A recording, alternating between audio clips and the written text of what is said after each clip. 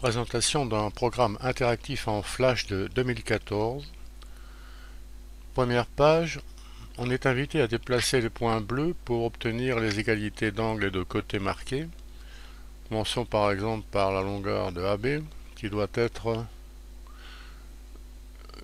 49. Pardon, AB, la longueur c'est 15,6. Alors 15,7, 15,6, voilà. Pour AC, la longueur doit être 12,2. 12,1, 12,2, voilà. L'angle en A doit mesurer 49 degrés. Alors on va garder ou essayer de garder la longueur AC et diminuer l'angle. Actuellement 53. 49. Voilà. Passage automatique à la page suivante.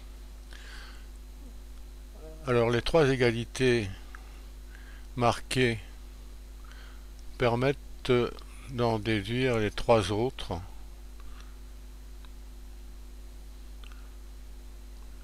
Six égalités correspondant à des triangles dits égaux. Alors on devrait dire superposables. On introduisait au siècle dernier ces questions par des calques qu'on pouvait éventuellement retourner, superposables avec ou sans retournement.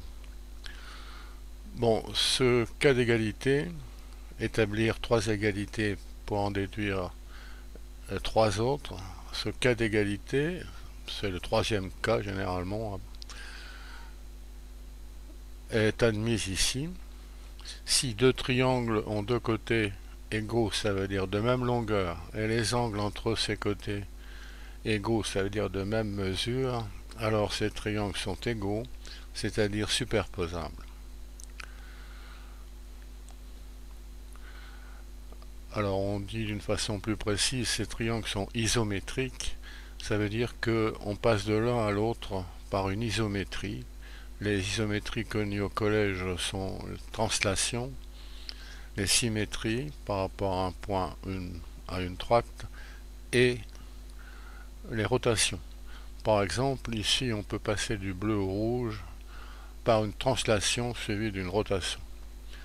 Bon, revenons à notre troisième cas d'égalité.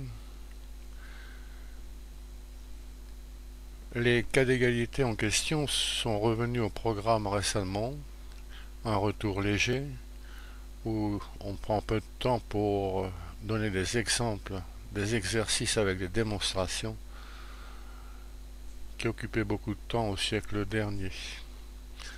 Voici un exemple d'une telle démonstration utilisant un cas d'égalité. Une approche, on peut faire au tableau sur feuille en prenant des tas de figures différentes. Ici, en géométrie dynamique, on fait tourner et on regarde ce qui se passe pour le point M.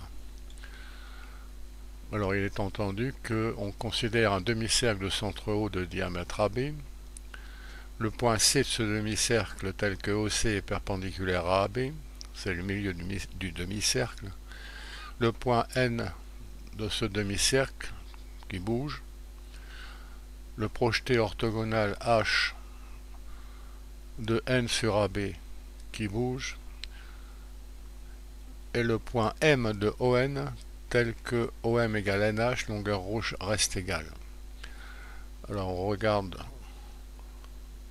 où se trouve le point M et on peut dire qu'il semble que ce point M soit sur un cercle.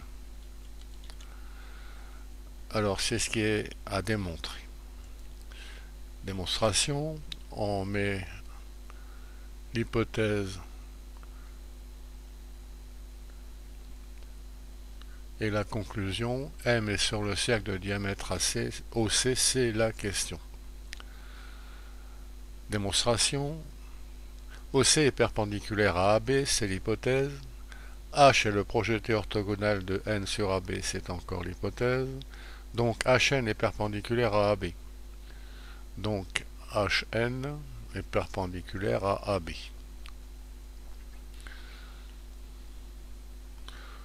C'est aussi un résultat de cours qu'on peut voir ici, la définition du projeté orthogonal. Alors on rappelle que dans une démonstration, chaque affirmation doit être justifiée par l'hypothèse ou un résultat de cours ou un résultat démontré avant. Ensuite, OC et HN, ces droites sont perpendiculaires à AB, donc OC et HN sont parallèles, un résultat de cours. Si deux droites sont parallèles à une même troisième, alors ces deux droites sont parallèles. Ces parallèles déterminent avec la séquente des angles alternes internes égaux, avec la séquente ON. Alors voilà les parallèles, voilà la séquente, voilà les angles alternes internes marqués en vert et en rouge. Angles alternes internes égaux, d'après un résultat de cours, qu'on rappelle ici, si deux droites sont parallèles, alors elles déterminent avec toute séquente des angles alternes internes égaux. On considère alors les triangles verts et rouges. ON égale CO, ON égale CO, comme rayon du cercle, et NH égale OM, NH égale OM par hypothèse, et ONH égale CON, angle, égaux, d'après ce qu'on vient de démontrer. On en déduit que ces triangles sont égaux d'après le cas d'égalité annoncé, le premier cas d'égalité en fait ici. Conséquence, trois autres égalités peuvent être écrites. En particulier, les angles en M et H sont égaux. Or, l'angle en H vert, c'est un angle droit, donné, hypothèse. Donc, l'angle en M rouge est droit. Cet angle en M est droit. Le triangle est donc rectangle en M et N. En M, et M est sur le cercle de diamètre OC. De M, on voit OC sous un angle droit, donc M appartient au cercle de diamètre OC, c'est un résultat de cours qui est énoncé ici.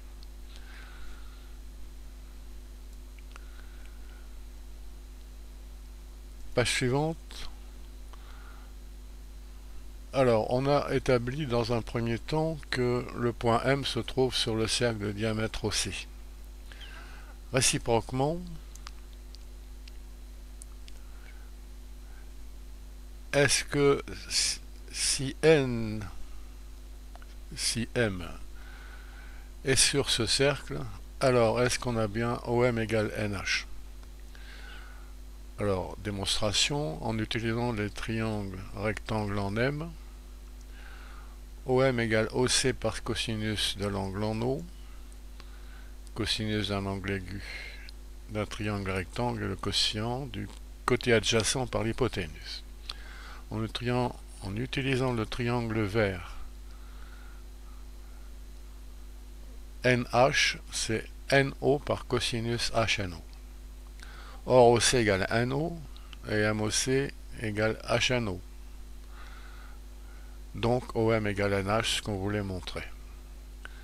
Alors, d'une part, à tout point N du demi-cercle a été associé un point M et un seul du cercle de diamètre OC, et réciproquement, à tout point M du cercle de diamètre OC a été associé un point N et un seul du demi-cercle. On résume en disant que l'ensemble des points M, on disait aussi le lieu des points M, c'est le cercle de diamètre OC. On peut revenir au programme en flash en appuyant sur le lien qui est sous la vidéo.